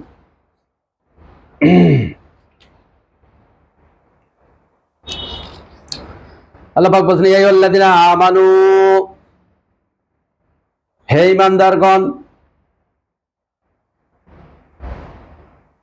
আচ্ছা, ওয়াইযা মা উনজিলাত সূরাতুন ফামিনহুম মান ইয়াকুলু আইয়ুকুম যাদাতহুম হাযিহি ঈমানা। আল্লাহ পাক বলছেন, যখন কোরআনুল কারীমের আয়াত, কোন সূরা যখন নাজিল করা হয়, তাদের ভিতর থেকে কিছু মানুষ বলে, এই আয়াতে তোমাদের ঈমানটা কেমন বাড়লো। এই ধরনের মানুষ আছে, আছে না নাই? কোরআন শুনে ঈমানদারদের তো ঈমান বাড়ে, কিন্তু কিছু মানুষ আছে তারা বলে, ও তোমাদের ঈমানটা এই আয়াতে কেমন বেড়েছে, কতটুক বৃদ্ধি পেল। ফাআম্মাল্লাযীনা আমানু, আল্লাহ পাক বলছেন, ফাআম্মাল্লাযীনা আমানু যাদাতহুম ঈমানা ওয়া হুম ইস্তাবশিরুন। আল্লাহ পাক বলছেন, যারা ঈমানদার, যারা ঈমান এনেছে, এই কোরআন শোনার সাথে সাথেই তাদের ঈমানটা বেড়ে যায়, বৃদ্ধি পায়। ওয়া হুম ইস্তাবশিরুন, আর তাদেরকে সুসংবাদ দেওয়া হয়। প্রিয় বন্ধুগণ, তাহলে বুঝতে পারলাম যে ঈমানদারদের ঈমানটা বাড়বে। ঈমানদারদের ঈমানটা কি হবে? এই কোরআন শোনার সাথে সাথে ঈমান বাড়বে। পৃথিবীতে অন্য কোনো গ্রন্থের কথা বলা নাই যে ফিকহ শুনলে ঈমান বাড়বে, হাদিস শুনলে ঈমান বাড়বে, ইতিহাস শুনলে ঈমান বাড়বে, এই ধরনের কথা নাই। তবে কোরআন শুনলে যে ঈমান বাড়বে, এটা তো একেবারে পরীক্ষিত সত্য কথা। কোরআন কারিমে সূরা আনফালের 2 নম্বর আয়াতে আল্লাহ পাক জানিয়ে দিয়েছেন, এই জন্য কোরআন শোনাতে হবে, মানুষকে কোরআন শোনাতে হবে। আমরা মোটামুটি এখানে কোরআন শোনানোরই চেষ্টা করি, আপনাদের কোরআন থেকেই আলোচনা করি, পাশাপাশি কোরআনের সম্পর্ক হাদিসগুলো আমরা নিয়ে আসারও চেষ্টা করি। এর সাথে সাথে কিছু বিজ্ঞানের দৃষ্টান্ত, ইতিহাসের দৃষ্টান্ত, বাস্তবতার দৃষ্টান্ত দেওয়ার চেষ্টা করি, যাতে আমাদের ঈমানটা কি হয়? বৃদ্ধি পায়। সম্মানিত উপস্থিতি, আল্লাহ পাক এই জন্য বলছেন, বাল্লিগ মা উনজিলা ইলাইকা মির রাব্বিক, ও রাসূল তুমি তাবলীগের কাজ করো, যা তোমার উপরে নাজিল হয়েছে তা দিয়ে তাবলীগের কাজ করো। তাহলে তাবলীগ আমরা যারা করি, সবাই তো কম বেশি তাবলীগের কাজ করছে। তাবলীগের একটা আলাদা জামাতও আছে। এরপরে আমাদের যারা পীর ভাই, পীর সাহেবের ভক্তবৃন্দ, তারাও তাবলীগের কাজ করছেন। এরপরে বিভিন্ন সংগঠন যারা আছে, তারাও তাবলীগের কাজ করে যাচ্ছেন। এখন আমাদের যাচাই বাছাই করতে হবে যে আসলে আমরা কে কোরআন দিয়ে, আমাদের সিলেবাস কার কোরআন, কোরআন দিয়ে কে তাবলীগের কাজ করছি, এই বিষয়টা আমাদের মাথায় রাখতে হবে। তো সম্মানিত উপস্থিতি, আমি আপনাদের উদ্দেশ্যে বলবো যে আমরা যারা তাবলীগের কাজ করছি, দাওয়াতের কাজ, আমরা মানুষকে কোরআন শোনাবো। কোরআনে কি ওয়াজ অভাব আছে? বলেন, আপনি ওয়াজই খুঁজে পাচ্ছেন না, একটা বই খুঁজে বেড়াচ্ছেন ওই বড় আব্দুল কাদেরের জীবনী, আর খুঁজি, আর ওয়াজই নাই দেশে, ওই খুঁজে বেড়াচ্ছি সেই ইমাম গাঙ্গুহির ওয়াজ খুঁজে বেড়াচ্ছে, সেই ওয়াজ করা লাগবে আমার। কুরআনুল কারীমে কি ওয়াজের অভাব আছে? আল্লাহ পাক বলছেন, মা ফাররাতনা ফিল কিতাবি মিন শাই, এই কিতাবে আমি কোনো কিছু বলতে বাদ রাখি নাই। ওয়ালাকাদ যারাবনা লিন-নাসি ফি হাযাল কুরআনি মিন কুল্লি মাসাল, আল্লাহ পাক বলেন এই কোরআনে এমন কোন দৃষ্টান্ত নাই যা আমি বর্ণনা করি নাই। সুবহানাল্লাহ বলেন একটু, সওয়াব হবে তো, বললে তো সওয়াব হবে। আল্লাহ রাসূল বলেছেন যে সুবহানাল্লাহি ওয়া আলহামদুলিল্লাহ তামলাউ মা বাইনাস সামাওয়াতি ওয়াল আরদ, কেউ যদি সুবহানাল্লাহ বলে, আলহামদুলিল্লাহ বলে, আকাশ এবং পৃথিবী সমান সওয়াব দিয়ে, নেকি দিয়ে আল্লাহ পাক পরিপূর্ণ করে দিবেন। বলেন হুজুর এই সব গাল গল্প বাদ দেন, এগুলো গাল গল্প না। বর্তমান বিজ্ঞান গবেষণা করে বলছে যে মানুষ যখন একটা কথা বলে, সেই কথাটা ইথারে আগে সেটা কি ধাক্কা খায়, বাড়ি খায়, এরপরে সেকেন্ডে 1,86,000 মাইল গতিবেগে সারা পৃথিবীর এই ফাঁকা জায়গাগুলোতে শব্দটা ছড়িয়ে পড়ে। যার কারণে আপনারা দেখেন আমেরিকা থেকে ব্রডকাস্ট হচ্ছে সংবাদ, সে সংবাদ সারা দুনিয়াতে কোটি কোটি যদি রেডিও বা টিভি থাকে একসাথে প্রচার হয় না? কেমনে হয়? তার মানে বাতাসের শব্দটা তো ভেসে বেড়াচ্ছে। মানুষ যখন একবার সুবহানাল্লাহ বলে, আকাশ পৃথিবী পরে এই যে ফাঁকা জায়গাগুলো সব সুবহানাল্লাহ পরিপূর্ণ হয়ে যায়। ওই জন্য আল্লাহ রসুল বলেছেন, কেউ যদি একবার সুবহানাল্লাহ বলে, আলহামদুলিল্লাহ বলে, তাহলে আকাশ পৃথিবীর ফাঁকা জায়গা পরিমাণ সওয়াব দিয়ে আল্লাহ কি করবেন? এই বর্তমানে এটা সত্য কথা, বৈজ্ঞানিক সত্য কথা। এই জন্য সুবহানাল্লাহ আলহামদুলিল্লাহ মাঝে মাঝে বলবেন, সওয়াব হবে, সওয়াবের পাল্লা বেড়ে যাবে। ঠিক কিনা বলো? তাহলে আমরা বলবো ইনশাল্লাহ। তাহলে যে কথা বলছিলাম, কি বলছিলাম একটু স্মরণ করে দেন। এই যে তাবলীগ, হ্যাঁ তাবলীগ, মাশাআল্লাহ। তাহলে তাবলীগ কোরআন দিয়ে তাবলীগ করতে হবে, কোরআন দিয়ে মানুষকে দাওয়াত দিতে হবে। কোরআনে বহু ঘটনা আছে, বহু ঘটনা। আহকামের আয়াত তো মাত্র 500। এই 500 আয়াত বোঝাতে গিয়ে আল্লাহ 6000 আয়াত ব্যবহার করেছেন। ঠিক না? আপনি যা চান তাই পাবেন। এখানে শুধু স্টাডি করতে হবে আর নিতে হবে, গবেষণা করে কিছু বের করতে হবে। আমরা মানুষকে কোরআন শোনাবো। কোরআনের কথা বললেই মানুষের একটা ভক্তি শ্রদ্ধা, আলাদা ভক্তি শ্রদ্ধা তৈরি হয়। ঠিক না? ইমানদারদের তৈরি হয়। অল্প কথাই আল্লাহ পাক 2টি আয়াতের ভিতরে যত কথা বলেছেন তা হাদিস দিয়ে বা ফিকহ দিয়ে প্রমাণ করতে গেলে আপনাকে অনেক বেশি বলতে হবে। ঠিক না? অনেক বেশি বলা লাগবে, অনেক বেশি পড়তে হবে। 2 লাইন পড়ে কোরআন পড়ে যা বুঝবেন, যা শিখবেন, হাদিস পড়ে বা ফিকহ পড়ে বা অন্যান্য বই পড়ে যদি শিখতে চান তাহলে অনেক বেশি পড়তে হবে। ওই জন্য আল্লাহ পাক এটা বহনযোগ্য করেছেন। মাত্র ছোট্ট একটা কোরআন, ছোট্ট একটা কোরআন, এটা বহনযোগ্য করেছেন। শুধু হাদিস পড়ে যদি ইসলাম শিখতে হয় অনেক পড়তে হবে, আপনাদেরকে অনেক পড়তে হবে। কারণ হাদিসের কিতাবের তো শেষ নাই। আর ফিকহ যদি পড়তে হয় গাড়ি গাড়ি কিতাব পড়তে হবে। শুধু ফিকহ পড়ে যদি ইসলাম শিখতে হয় তাহলে গাড়ি গাড়ি ফিকহর কিতাব পড়তে হবে। ঠিক না? আর সাহিত্যের তো শেষ নাই, কোটি কোটি সাহিত্যের বই রয়েছে। সাহিত্য পড়ে ইসলাম শিখতে হলে আপনাকে কোটি কোটি বই পড়া লাগবে। কিন্তু কোরআন যদি আপনি জানেন, কোরআন পড়ে ইসলাম শিখতে চাইলে এই সামান্য 6 মাসেই শেষ। ঠিক না? সব আছে এর ভিতরে। এই জন্য আল্লাহ এটা বহনযোগ্য করেছেন যাতে আমার বান্দা বহন করতে পারে, আমার মুখস্থ করে ব্রেনে যাতে রাখতে পারে, ওই জন্য সেই ব্যবস্থাও করেছেন, সহজ করে দিয়েছেন। আজকে ফেসবুকে দেখলাম 4 বোনের একটা ছবি দিয়েছে, 4 বোনই হাফেজ। যদিও তাদের এইভাবে হয়তো দেওয়াটা ভালো হয়নি, উৎসাহের জন্য হয়তো দিয়েছে, যে যাতে মানুষ আরো আকৃষ্ট হয়, উৎসাহিত হয়। এক মায়ের 4টি মেয়ে, 4টি মেয়ে তারা হাফেজ, কোরআনে হাফেজ। তাহলে দেখেন আল্লাহ এটা মুখস্থ করার জন্য তো সহজ করে দিয়েছে। পৃথিবীতে এমন কোন বই আছে হুবহু কেউ মুখস্থ করতে পারে? তাহলে এটাও তো একটা আল্লাহর একটা বিরাট নিয়ামত না? তাহলে বহনযোগ্য, সহজ, যেটা ব্রেনের ভিতরেই বহন করা যায়। আর এখন তো অ্যাপস হয়ে গেছে, আর তো সমস্যাই নাই, কোনো সমস্যা নাই। মোবাইল যার কাছে আছে, কোরআন তার কাছে আছে, আছে না নাই? প্রিয় বন্ধুগণের জন্য কোরআনই পড়বেন, কোরআন পড়েন বেশি করে। কোরআন বুঝতে গিয়ে আনুষঙ্গিক জ্ঞান বাম পড়বেন। কোরআন দিয়েই মানুষদেরকে দাওয়াত দিতে হবে। আল্লাহ পাক আমাদের সকলকে তৌফিক দান করুন, আমরা যাতে কোরআন পড়ে পড়ে মানুষকে শোনাতে পারি, কোরআন পড়ে যাতে আমরা নিজেরাও শিক্ষা নিতে পারি। বাঁচার কিন্তু আমাদের উপায় নাই, মরতে হবে, এটা তো মনে রাখতে হবে। আমি আজকে সকালেই দেখছিলাম যে আলমে বারজাকের বিষয়টা, গাড়িতে বসেই চিন্তা করতে করতে আসলাম যে আলমে বারজাক, এটা তো পর্দা বলা হয়েছে, পর্দা। এরপরে পর্দা, কোরআন কারিমে এই যে বারজাক শব্দটা ব্যবহার করা হয়েছে, যে লোনা পানি মিষ্টি পানির মাঝে যে একটা আবরণ থাকে সেটাকেও কি বলা হয়েছে? বারজাক বলা হয়েছে। 2 সমুদ্রের মাঝে থাকে না, লোনা পানি মিষ্টি পানি, এই যে এক হয় না, একটা আর একটার ভিতরে যায় না, মাঝে দিয়ে একটা কি প্রাচীরের মতো কাজ করে, এটাকে বারজাক বলা হয়েছে।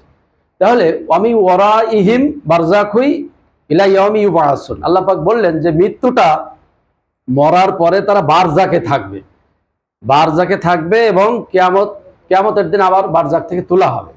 এই বারজাকটা সামান্য একটা কি, একটা স্তর, একটা পর্দার জগৎ বলা হয়েছে। হ্যাঁ, এরপরে শুরু হবে আদালত আখেরাত। এখন এই বারজাকটা আপনি বলতে পারেন যে একটা আসামিকে ধরে নিয়ে যে এই যে কি বলে ওটা, হাজতবাস না, হাজতখানায় কিছু সময় রাখা হয় না, হাজতে কিছু সময় রাখা হয়তো। সেম দুনিয়ার এই সিস্টেমের সাথে কোরআনের এই যে পরকালের সিস্টেমটারও মিল আছে। কারণ দুনিয়ার সিস্টেমটা তো নেওয়াই হয়েছে এই কিতাব থেকে। যার কারণে আপনি একটু চিন্তা করেন যে একজন আসামি, তাকে পুলিশ ধরে পিটিয়ে পাঠিয়ে একটু নিয়ে যায়, যদি সে বেশি বদমাইশ হয় তাকে একটু পিটাতে হয়, ঠিক না? বেশি বদমাইশ হলে পিটাবে। সেম জিনিস, কোন একজন বদমাইশ যদি বেশি বদমাইশ হয়, ফেরেশতা এসে তাকে পিটাবে, আগে পিটাবে। আর বললেন হুজুর বানিয়ে বলছেন, না কোরআনে আছে, ইয়াজরিবুনা উজুহাহুম ওয়া আদবারহুম, বলছে ফেরেশতারা তখন তাকে তার মুখমণ্ডলে পৃষ্ঠদেশে পিটাতে থাকবে। আর সূরা নাজিয়াতে বলা আছে, নাজিয়াতে গরকা, টেনে টেনে ছিঁড়ে বের করা হবে তার রুহটা। তখন মানুষ বলতে থাকবে আরে, তখন বলবে, সূরা মুনাফিকুনের কথাগুলো আছে যে লাউলা আখারতানি ইলা আজালিন করিব, আমাকে যদি একটা নির্দিষ্ট পরিমাণ সময় দেওয়া হতো, ফাসাদদাকা, তাহলে বেশি বেশি দান করতাম, ওয়াকুম মিনাস সালিহিন, এবং নেককারদের অন্তর্ভুক্ত হয়ে যেতাম। মানে সেই সময় বুঝতে পারবে। ফেরেশতারা যখন হাজির হবে তখন বলবে, আত্মসমর্পণ করবে, সারেন্ডার করবে, এবং বলবে যে আমি একটু সময় পেতাম তাহলে বেশি বেশি ভালো কাজ করতাম, দান করতাম। ফেরেশতা বলবে, কাল্লা, আর সময় না, আর হবে না। এবার পিটিয়ে সাইজ করে নিয়ে যাবে কি, ওই আলমে বারজাকের মতো, জেলখানায় যেমন আসামিকে নিয়ে যাওয়া হয়, নিয়ে যে কিছু সময় জেলখানায় হাজতে রাখা হয়, এরপরে ওখান থেকে আবার ট্রান্সফার করা হয় কি, কোর্ট। তাহলে কোর্টটা বিচার হলে আদালতে আখেরাতে যে বিচার হবে, মনে করতে পারেন সেম কোর্টের মতো, ওই সময় বিচার হবে। বিচারের পরে স্থায়ীভাবে হয় জেল অথবা কি খালাস, হয় জান্নাত অথবা জাহান্নাম। প্রিয় বন্ধুগণ, মরা তো লাগবেই, লাগবে কিনা কারণ এটা তো শিওর, অস্বীকার করার কোনো উপায় নেই। এই যে আমাদের একটা বিজ্ঞানী ছেলে মারা গেল, কয়েকদিন আগে মারা গেছে একটা বিজ্ঞানী ছেলে, হ্যাঁ, ঈশ্বরদীর। আপনাদের একটা গর্ব চলে গেছে, একটা ঈশ্বর দেশে, বাংলাদেশের ছোট্ট ছেলে, কিন্তু বিজ্ঞান ইতিমধ্যে সে অক্সিজেন আবিষ্কার সহ আরো অনেক কিছু, যে কি বলে, হাতে তুলি দিলে, তালি দিলে বাল্ব বাল্ব জ্বলে, বাল্ব নিভে, এই বিষয়টাও সম্ভবত আবিষ্কার করেছিল। একটা নতুন আরেকটা আবিষ্কারের হাত দিচ্ছিল। মানুষের জীবনে ভুল ভ্রান্তি থাকে, তবে তার নেক কাজের জন্য আল্লাহ তার যাজা দিবেন, ভালো সৃষ্টির জন্য অবশ্যই আল্লাহ পাক তাকে পুরস্কার দিবেন। ছেলেটা বেঁচে থাকলে হয়তো ভবিষ্যতে কি হতো আল্লাহ ভালো জানেন। আমরা দোয়া করি, ছোট ছেলে মারা গেছে, আল্লাহ যাতে তাকে জান্নাত নসিব করেন, আমরা সকলেই দোয়া করছি। প্রিয় বন্ধুগণ, মানুষের কত স্বপ্ন থাকে, কত আশা থাকে, সব আশা ভেঙে চুরমার হয়ে যায়, ঠিক না? দুনিয়ার জীবন আমাদেরকে শেষ করতে হয়, তো শেষ হয়ে যাবে, আমাদের জীবনটাও চলে যেতে হবে। এই জন্য ভাইয়েরা, আমরা যাই করি, যাই করলাম এতদিন, আসুন আমরা কোরআনের কাছে সারেন্ডার করে, একটু আত্মসমর্পণ করে আল্লাহর বিধানের দিকে আমরা একটু ফিরে আসি, আমরা একটু মুমিন হওয়ার চেষ্টা করি। এরপর আল্লাহ পাক কি বললেন, ওয়ালা রাব্বিহিম ইয়াতাওয়াক্কালুন, মুমিন তো তারাই যারা শুধু আল্লাহর উপরই ভরসা করে। মুমিন আল্লাহ ছাড়া আর কারোর উপরে ভরসা করে না, আল্লাহর উপরেই ভরসা মুমিনদের, ইমানদারদের ভরসা আল্লাহর উপরে। দেখেন, বদরের যুদ্ধের কথা প্রথমে আসলো। বদরের যুদ্ধে সাহাবীরা মাত্র 313 জন, হায় হায়, 313 জন সাহাবিও বেশি নাই, যোদ্ধা মাত্র 313 জন, 1000 কাফের সজ্জিত বাহিনী। তাদের মনে করেন ইসরায়েলের মতো সব অস্ত্র ছিল, ঠিক না? আর ফিলিস্তিনের কিছু নাই, একবার সেম ফিলিস্তিনের মতো অস্ত্র টস্ত্র তাদের নাই, মাত্র একটা ঘোড়া আর সামান্য কয়েকটা অস্ত্র ছিল, তরবারি কয়েকটা ছিল। কেবল নতুন রাষ্ট্র হয়েছে, ইসলামী রাষ্ট্র আল্লাহ রসুল গঠন করেছেন, এখনো অস্ত্র শস্ত্র বা সৈন্যবাহিনী অত রেডি করতে পারেন নাই। ইতিমধ্যে মক্কার কাফেররা সিদ্ধান্ত নিয়েছে ওটাকে একেবারে সাইজ করে ফেলে, উড়িয়ে দিবে। এখন কোরআনুল কারিমে আল্লাহ পাক জিহাদের বিধানও দিয়ে দিলেন যে এখন আর বসে থাকার সময় নাই, বসে থাকলে তারা তোমাদেরকে শেষ করে ফেলবে, এখনই মোকাবেলা করতে হবে। মাত্র 313 জন নিয়ে আল্লাহ রসুল বড় চিন্তায় পড়ে গেলেন, কি করব এই অল্প বাহিনী নিয়ে। রসুলের জন্য রাত্রে একটা আরিজা বলা হয়, আরিজা তৈরি করলে, একটা ছোট্ট ঘর তৈরি করেছেন ওই যুদ্ধে যেখানে হবে তার কিছু আগে। এখানে বসে সারা রাত রসুল পায়চারি করছে। সাহাবীরা ঘুমিয়ে গেছেন রাতের বেলা, আপনারা জানেন যে বৃষ্টি হয়েছিল, বৃষ্টিতে এমন আরামের ঘুম, সাহাবীরা সব ঘুমিয়ে গেছেন। আল্লাহ রসুল সারা রাত পায়চারি করছেন। একবার ঘরের এদিকে ঘর থেকে বের হন, আর একবার ভিতরে ঢোকেন, আর চিন্তা করছেন সকালেই তো যুদ্ধ শুরু হবে, আল্লাহ তুমি যদি সাহায্য না করো, এই সামান্য বাহিনী, অস্ত্র শস্ত্র নাই, কি করবো আল্লাহ এদেরকে নিয়ে? তোমার উপরই ভরসা, রক্ষা করলেও তুমি করবে, আর মেরে ফেললেও তোমারই ইচ্ছা সেটা। এই নিয়ে যখন শুরু করলেন, আপনারা জানেন যে বদরের যুদ্ধে কি অবস্থা হয়েছে। ওই যুদ্ধে যদি পরাজিত হতো তাহলে ইসলামের ইতিহাস সেদিনই শেষ হয়ে যেত বা অন্যরকম হয়ে যেত। এই জন্য আল্লাহ রসুল ভরসা করেছিলেন কার উপরে? আল্লাহর উপরই ভরসা করতে হবে। আল্লাহর উপর ভরসা করতে হবে আর নিজেদেরকে প্রাণান্তকর প্রচেষ্টাও চালিয়ে যেতে হবে, তাহলে বিজয় আসবে। শুধু ভরসা করলেও বিজয় আসবে না, আবার শুধু প্রচেষ্টা করলেও হবে না যদি আল্লাহর সাহায্য না থাকে। প্রিয় বন্ধুগণ, এই কাজগুলো আমরা করবো ইনশাআল্লাহ। এখানে আল্লাহ পাক সে কথাই বললেন যে যারা ইমানদার, যারা মুমিন, তারা শুধু ভরসা করবে কার উপরে? আল্লাহর উপরে ভরসা করবে। এখন আমরা তো মোটামুটি আমাদের এই দেশে আপনারা জানেন যে অধিকাংশ 90%ই মুসলিম। আমরা তো আল্লাহ বিশ্বাস করি, আল্লাহর প্রতি ভক্তি, শ্রদ্ধা, ভালোবাসা আমাদের সবই আছে। এই দেশের মানুষ কিন্তু ধর্মকর্ম পালনে অনেক অ্যাডভান্স, বদমাইশেও অ্যাডভান্স, সব দিকেই আছে। তো ধর্মকর্ম পালনে আমরা অ্যাডভান্স, ঠিক না? তা আমাদের একটু এখন কাজ হবে আল্লাহর উপর ভরসা করা আর নিজেদেরকে কর্মঠ হওয়া। কিন্তু দুঃখের বিষয়, আজকে যারা আমরা ধর্মের কথা বলি তারা কর্মঠ না, তারা কাজ জানে না, ঠিক না? কাজ জানে না। এরা শুধু ইমানের প্রশিক্ষণ নিয়ে শুধু ওই ছুরি ধার দেওয়ার মতো শুধু ধারই দিচ্ছে, কোনোদিন আর গরু জবাইয়ের কাছে নাই। কাজ জানে না বেটারা। আবার যারা কাজ জানে তাদের তো ইমান নাই। ইমান না থাকার কারণে চুরি, ডাকাতি, বদমাইশি আর যত দুর্নীতি, বালিশ বলেন আর যা বলেন সব দুর্নীতি আছে না নাই? ইমান নাই। এই জন্য দুইটাই লাগবে, দুইটাই লাগবে। আমাদের ইমানটা যেমন শানিত করতে হবে, তদ্রূপ আমাদের কাজও জানতে হবে। কাজ জানতে হবে, মুমিনরা হবে কর্মঠ, কাজেরই হিসাব নেওয়া হবে। ইমানের হিসাব তো সেটা পরে, কিন্তু কাজের হিসাব নেওয়া হবে আগে। ইমানদার না হলে তো তার তো আর ও ইমানের ব্যাপারে প্রশ্নই করা হবে না, ঠিক না? তো ভর্তি হয় ইউনিভার্সিটিতে। তো এই জন্য ইমান তো লাগবেই, কিন্তু আদালতে আখিরাতে সর্বপ্রথম প্রশ্ন করা হবে কাজের ব্যাপারে। কাজের ব্যাপারে প্রশ্ন করবে। অলি কুল্লি দারাজাতুন মিম্মা আমিলু। আল্লাহ পাক বলছেন, মানুষ যা কাজ করে, কর্ম করে, সেই কাজ অনুযায়ী তার পুরস্কার দেওয়া হবে। খারাপ কাজ করলে খারাপ পুরস্কার, আর ভালো কাজ করলে কি? ভালো পুরস্কার তাকে দেওয়া হবে। তাহলে কর্মের উপরে ভিত্তি করে তার বিচার হবে। এখন আমরা যদি মিষ্টি মিষ্টি কথা বলি, একটু ইমান থাকলেই জান্নাতে যাবো, অত সোজা না ভাই। জান্নাতে যাওয়াটা কঠিনই আছে। জান্নাতে যাওয়া কি? আবার আপনারা মন খারাপ করে না যে আমি অনুৎসাহিত করছি, না, অনুৎসাহিত করছি না। এখন কেউ যদি ফাঁকি দিয়ে আপনাদের জান্নাতে পার করতে চাই, সেটা তার ব্যাপার। কিন্তু আমি কোরআনুল কারিমে আমি যতটুকু পড়েছি, যতটুকু জেনেছি, যে এইভাবে শুধু ইমান দিয়ে জান্নাতে যাওয়া যাবে না। হ্যাঁ, ইমান আনার পরে কেউ যদি ভালো কাজ করার সুযোগ না পায়, ইমান আনার সাথে সাথে ইন্তেকাল হয়েছে, তাহলে সে পুরস্কার পাবে। ওই ইমান আনার কারণে তার পূর্বের সব অপরাধ কি হবে? ক্ষমা করে দেওয়া হবে। কিন্তু ইমান এনে ভালো কাজ করে নাই, মৃত্যুর আগে কালেমা পড়ে জান্নাতে যাবে, তাহলে ফেরাউন আগে যাবে, ঠিক না বলুন? ফেরাউন যে কালেমা পড়েছে, এ কথা কোরআনে আছে না নাই? আমি তো বানিয়ে বলছি না, আল্লাহ পাক কোরআনুল কারিমে তার কথা কোট করেছেন। সে বলো কি, আমানতু আন্নাহু লা ইলাহা ইল্লাল্লাযী আমানাত বিহি বানু ইসরাঈলা ওয়া আনা মিনাল মুসলিমিন। সে বলল, বনি ইসরাঈলরা যে আল্লাহর প্রতি ঈমান এনেছে, আমি সে আল্লাহর প্রতি ঈমান আনলাম। এবং ও মুসা, দাঁড়াও, আমি মুসলিম, আমি আত্মসমর্পণ করেছি আল্লাহর নিকট, আমি মুসলিম।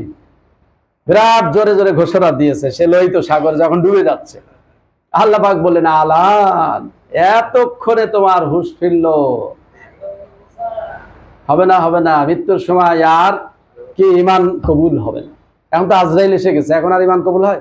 অফিস আদালত বন্ধ, সব বন্ধ করে মুনকার নাকির কি বলে কিরামান কাতিবিন চলে গেছে, সম্মানিত লেখকদের ফাইল পত্র একবারে রেডি করে চলে গেছে। এখন আর ইমান কবুল হবে? মিথ্যা আশ্বাস যদি কেউ দেয় যে মৃত্যুর সময় কালেমা পড়লে ইমান কবুল হবে, মিথ্যা কথা। এটা কোরআনের সাথে সাংঘর্ষিক, এই কথাটার ভিত্তি নাই।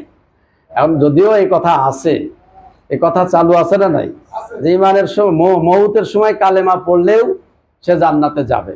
মউতের সময় কালেমা অনেকে ওই জন্য পড়িয়ে দেয়, কালেমা কানে কানে কালেমা বলে না, যে মরে যাওয়ার সময় হয়ে গেছে এখন কালেমা পড়ে দেয়। ওই সময় কালেমা পড়া না পড়ার সমান কথা। এই কথা যদি আমি ডাইরেক্ট বলি, তাহলে আপনারা মাইন্ড করবেন, কষ্ট পাবেন, আমার বিরুদ্ধে অপপ্রচারও হতে পারে। কিন্তু কোরআনুল কারিমে আল্লাহ পাক সূরা আরামের একদম দেখবেন 158, সম্ভবত 158 নম্বর আয়াতে আল্লাহ পাক পরিষ্কার করে দিয়েছে যে শুধু ইমান যদি কেউ আনে, আমল যদি না করে, তাহলে সেই ইমানের কল্যাণ সে পাবে না। অথবা আমল করেছে, ইমান আনে নাই, সে কল্যাণও কি পাবে না। তাহলে ইমান আর আমল একসাথে লাগবে, ঠিক না? ইমান আর আমল একসাথে লাগবে। আর সূরা নেসাতে আল্লাহ পাক বললেন 22-23 সম্ভবত দেখবেন আপনারা, ওখানে বলেছেন লাইসাতিত তাওবাতু লিল্লাযিনা ইয়ামালুনা সাইয়্যাত, যারা অপরাধের ভিতরে ডুবে আছে তাদের কোনো তওবা নাই। হাত্তা ইজা হাজারা আহাদাহুমুল মাউত, এমন সময় অপরাধ করতে করতে মৃত্যুর সময় এসে গেছে, এখন সে বলছে ক্বালা তুবতুল আন, আল্লাহ আমি এখন তওবা করছি। আল্লাহ পাক বললেন তার তওবা কি হবে না? কবুল হবে না। তাহলে মৃত্যুর সময় তওবা কবুল হয় না, কালেমা পড়িয়ে কোনো লাভ নাই। আবার আবার বলে না যে পড়াবো না, এই কথাটা আবার মনে করেন না। কোরআনুল কারীমের যে কথাটা সেটা বলে দিলাম, আপনারা এগুলো করবেন ইমানদারের জন্য। এটা তো দেখা যাচ্ছে যে সে আগেই ইমান এনেছে, সেই ইমানের কল্যাণ অবশ্যই পাবে। প্রিয় বন্ধুগণ, আমি যেটা বলতে চাচ্ছি যে শুধু ভালো কাজের মাধ্যমে আল্লাহর কাছে পুরস্কার পাওয়া যাবে না, দুনিয়ায় পাবেন। দুনিয়ায় ভালো কাজ করলে তার পুরস্কার দুনিয়াতে সে পেয়ে যাবে, আল্লাহর কাছে তার কোনো পুরস্কার নাই। এই জন্য ইমান এবং আমল দুইটাই শর্ত। প্রিয় বন্ধুগণ, আমরা এই জন্য কাজ করব, ভালো কাজ, হ্যাঁ, যত প্রকার ভালো কাজ আছে ভালো কাজ করতে হবে। অনেক দায়িত্ব কিন্তু আমাদের, অনেক দায়িত্ব আল্লাহ চাপিয়ে দিয়েছেন। আমরা মানুষ, হিউম্যান বিং, আমরা কিন্তু জানোয়ার নই। এই জন্য আমাদের অনেক দায়িত্ব আছে না নাই? অনেক দায়িত্ব। আপনি কাজ করে শেষ করতে পারবেন না যদি আপনি কাজ করেন। কাজের লোকের কাজের শেষ নাই, আর যে কাজ করে না তার সময় পার করতে পারছে না সে, ঠিক আছে? এই জন্য কাজ করতে হবে প্রিয় বন্ধুগণ, অনেক কাজ, সামাজিক কাজ করতে হবে। আল্লাহ আমাদের সকলকে মানুষের কল্যাণ, মানুষের জন্য, কাজ হবে মানুষের জন্য, মানুষের কল্যাণে আমাদেরকে কাজ করতে হবে। আজকে সূরা আমরা আনফাল থেকে কিছু আলোচনা শুনলাম, মোটামুটি 2টি আয়াতের আলোচনা আমরা শেষ করলাম। আগামী দিনের পর থেকে শুরু করবো ইনশাআল্লাহ। যে কথাগুলো শুনলাম আমি সহ, সর্বপ্রথম আমি সহ যাতে সবাই আমল করতে পারি, মহান আল্লাহ আমাদের সকলকে কবুল করুন। আসসালামু আলাইকুম ওয়া রাহমাতুল্লাহ। যারা সুন্নাত পড়েননি সুন্নাত পড়ে নিন।